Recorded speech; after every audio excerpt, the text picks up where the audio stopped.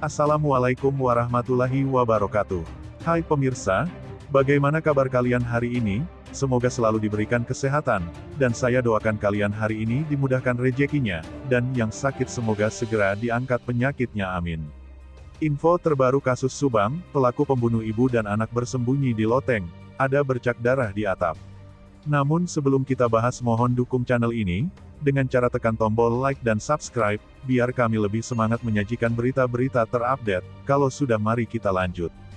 Dalam penyelidikan kasus pembunuhan ibu dan anak di Subang, menurut kuasa hukum Yosef Fajar Sidik, tim penyidik polisi Jalan Cagak pertengahan Januari tahun 2022 lalu mendatangi rumah Yosef. Saat itu tim penyidik dari Polsek Jalan Cagak kepada Yosef menanyakan 3 hal, yakni tentang kunci rumah belakang, tangga dan atap. 3 pernyataan itu tentu menimbulkan kejutan.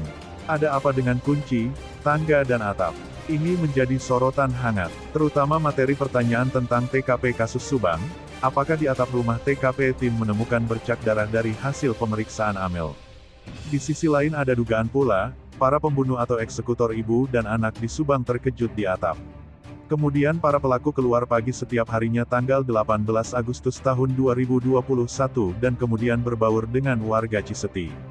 Kalau misalnya benar-benar ditemukan bercak darah, itu darah siapa? Apakah darah Amelia yang melakukan perlawanan? Atau darah karena terkena seng atau kayu? Itu semua harus dibuktikan dengan pembanding DNA. Yang jelas, kalau melihat kondisi korban Amelia memang sangat parah. Kepala retak, mata bengkak dan membiru, dipukul karena melakukan perlawanan.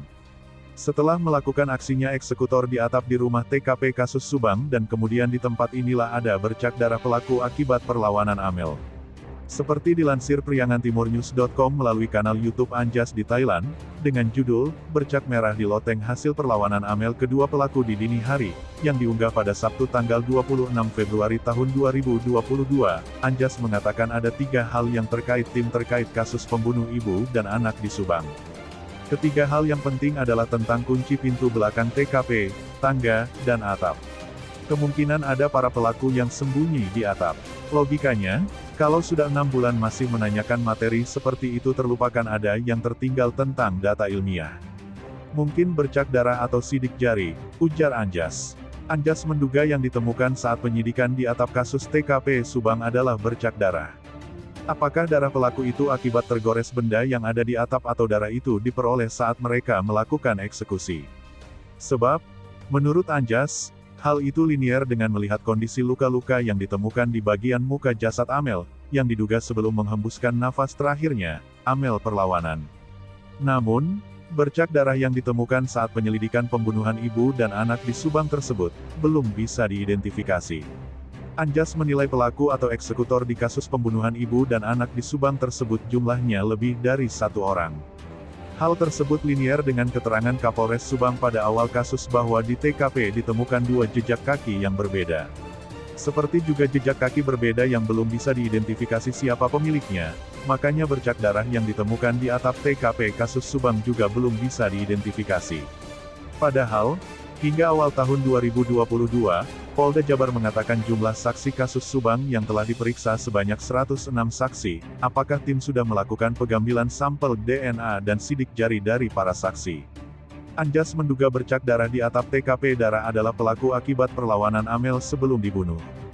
Para pelaku kemudian muncul di atap karena pada pagi tanggal 18 Agustus tahun 2021, datang Pak Yosef ke TKP, yang saat itu kaget karena berantakan dan tidak menemukan istrinya dan anaknya Tuti dan Amel.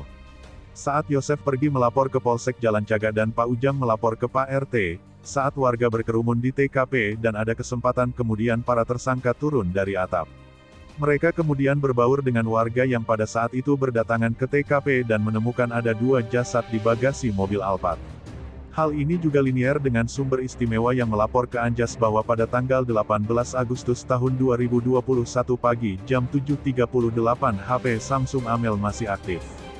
Sumber istimewa yang punya kemampuan melacak BTS handphone tersebut, menemukan titik koordinat HP Amel tersebut berada di antara kantor Polsek Jalan Cagak dengan pertigaan. Titik koordinat itu berada tidak jauh dari TKP kasus pembunuhan ibu dan anak di Subang. Hal itu memperkuat dugaan bahwa saat warga berkerumun di TKP ketika penemuan ada jasad di bagasi mobil Alphard, para eksekutor juga ada di situ berbaur dengan warga. Data ilmiah yang ditemukan akan sangat berguna bagi para kasus, meski memakan waktu yang cukup lama. Dia pun berharap dalam kasus pembunuhan ibu dan anak di Subang yang telah berjalan masuk 7 bulan, bisa terungkap dari data ilmiah tersebut. Nah, gimana menurut kalian? Terima kasih telah menyimak video kami. Nantikan video kami selanjutnya hanya di channel UP Info.